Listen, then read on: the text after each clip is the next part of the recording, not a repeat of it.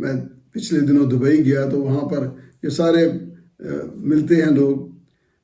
ایک وہاں سے ملنے والے کا فون آیا کہ لاہور ایئرپورٹ پر تو بڑی سختی ہے. تو میں نے کہا کہ تو پھر باقی کہاں سختی نہیں ہے؟ اس نے کہا جی اب تو یہ ہے کہ نہ سیالکوٹ، نہ لاہور، نہ ملتان، کہیں بھی ہم اپنے پیسنجرز کو، یعنی پیسنجرز کی مراد پھیرے باز کو، نہیں بھیج رہے. میرے ساتھ اس کا بات کرنے کا یہ مقصد تھا کہ میں چونکہ میرا اصل روٹی روزی تو وکالت ہے، تو ایسے کیسز میرے سامنے آتے رہتے ہیں. بدعنوانی یوں تو ہمارے ملک میں آباد کاری سے، مہاجرین کی آباد کاری سے شروع ہوئی.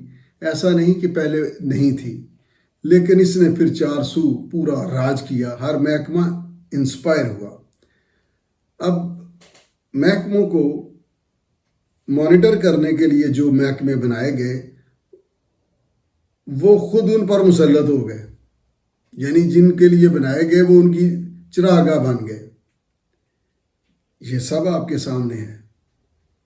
نیب کئی بار، اور ایک وقت تھا کہ میاں نواز شریف جب دوسری بار وزیر اعظم بنے تو وہ ایف آئی اے کو ختم کرنے لگے تھے.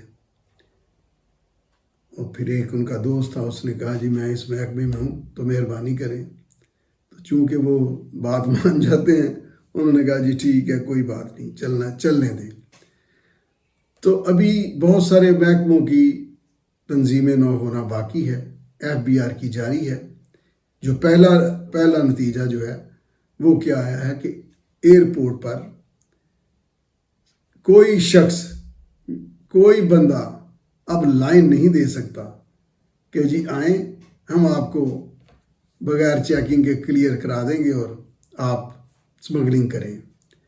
اب آتے ہیں کہ وہ جو لوگ جن کی میں نے بات کی کہ تمہارے 2 دانت میں نے شامل کر لیے تھے، ظاہر ہے جن ایجنٹس کا، جن پھیرے بازوں کا، جن کرپٹ اہلکاروں کو ادھر ادھر کیا گیا ہے، وہ پھر باتیں بناتے ہیں. اور ان کے جو آگے سپوکس پرسن ہیں، جو آگے ان کی بات کرنے والے ہیں، میں ایک دن کسی وی لاگ پہ دیکھ رہا تھا، بڑی مدکوک شکل کے، میں کیا کہوں ان کو، شکل تو خیر اللہ نے بنائی ہوتی ہے، یہ کردار بندے کے بنا دیتے ہیں.